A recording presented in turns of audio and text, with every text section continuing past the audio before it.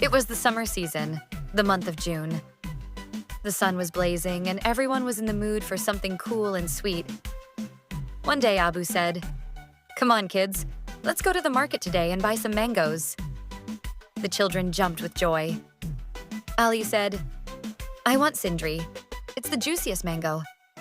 Sarah said, "I like Langra. It has a unique taste." Hassan declared, "I want Chaunsa, or I won't eat mangoes at all." And Nita said sweetly, "I want Duseri mango, please, Abu." Abu smiled and gently explained, "Wow, everyone has different favorites, but remember, eating too many mangoes isn't good for you." At the market, there were mangoes everywhere.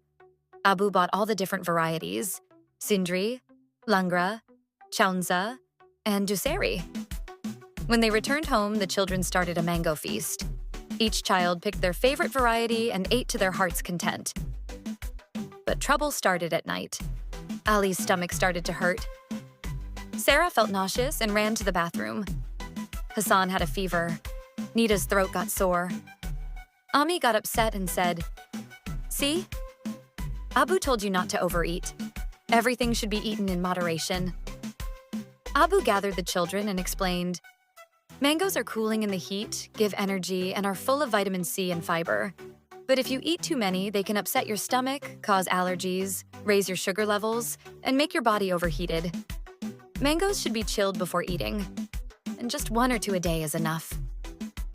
The next morning, all the kids felt better. They apologized to Abu and said, "Abu, we won't overeat mangoes again. Everything is good in the right amount."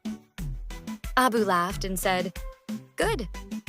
Enjoy mangoes, but with wisdom."